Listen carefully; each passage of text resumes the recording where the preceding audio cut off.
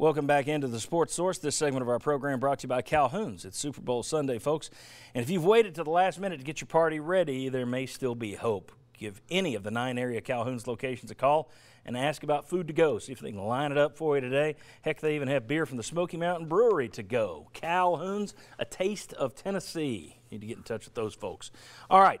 Tennessee got off to a real hot start, hotter than most people thought, I expect. But at the same time, the attendance hasn't bounced to the level it has in previous good years.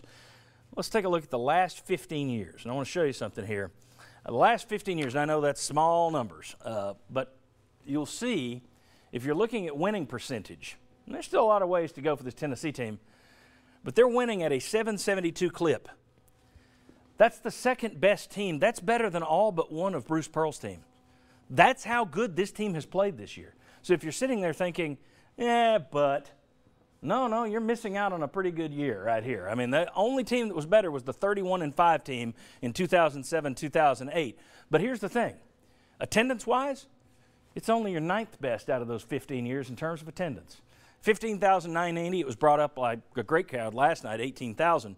But I put up a tweet earlier this week after the LSU game, which was an early start, drew 13,000. The previous 5 games had only averaged 16,000. So I said, why aren't more fans supporting a winning team?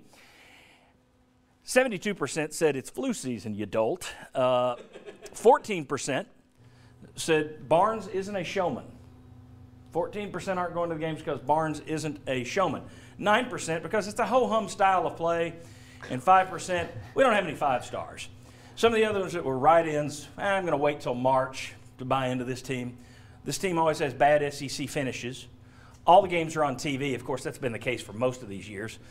Band and the in-game experience suck, and ticket prices are too high. That's what their responses were. Now, the interesting thing, you can come back to me, this team is still in the top 10, I think, right now in terms of attendance. Mm-hmm. Even when Tennessee is bad, they wind up top 10, top 15 in attendance. Another way to look at it, though, is the percentage of capacity that you filled your arena.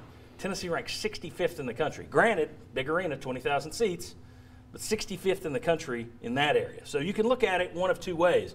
I thought some of those numbers were surprising. About 500 people. It's a small Twitter sample. But 15% saying, well, Barnes isn't a showman. There have been people who've said Tennessee needs a cheerleader as coach. I hope that's not the case because people are missing. I don't think a lot of people realized how good this team is. They're saying, well, it's not as good as Pearl's teams. Actually, to date, it's better than all but one of Pearl's teams. Mm-hmm. Your thoughts on attendance? Where do you go with this? What do you think is the reason that it's, again, the previous 5 games you were at about 15,000, 16,000 people. On the year, you're at about 15,000. I think it does have a lot to do with the showmanship and the publicity that Pearl brought to the program and getting out in the community. I think that did attract a lot of people. The people still, for whatever reason, compare that era of basketball to this era. And I think that would be the biggest impact. I didn't really think of the flu season as being one of those reasons, but maybe that is. I don't penalize the 65th in capacity. I don't penalize them for that because it's a 20,000 seat arena. If you've got 13, 14, 15,000 people coming out to see a program that's never been to the Final Four, obviously never won an NCAA title. Okay, but why is this 9th on that list? You've had 15 years. But this is behind some years that were worse. Weren't the previous 2 years like 12th and 13th? So, I mean, at least you're up over the previous 2 years. I think with a lot of things, when you start digging into it, it's going to be a combination of things. I think you got some of the Bruce Pearl holdovers that are saying, I'm not going back. Maybe that's some of it. But I do think the flu season, guys, it's the worst it's been in a decade. It's like an epidemic the last 2 or 3 weeks. People either have the flu or they're afraid of getting out in public and getting it. It is easy to not go because it's so cold outside because of the flu season, and then you throw in that TV part, well, I can just stay home and I'm guaranteed to be able to see it. I think they all can kind of add up to be a factor. The Rick Barnes isn't a showman or the style of play concerns.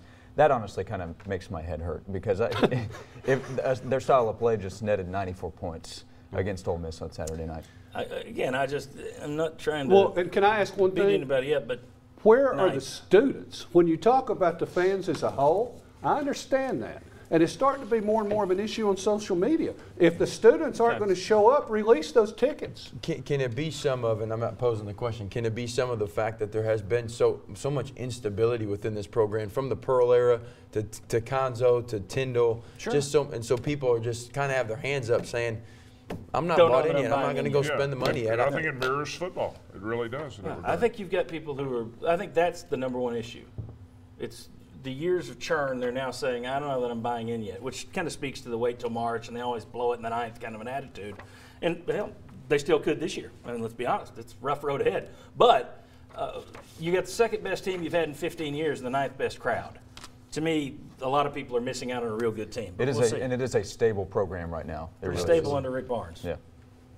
Yes. At UT, you got to learn to come in. When we come back, we start talking about signing day, how the Vols doing in terms of closing, and also, have you ever wondered how do those high school recruits, how do the Super Bowl starters look when they came out of high school? Star rankings of today's Super Bowl starters. You might be interested to see. Come on back.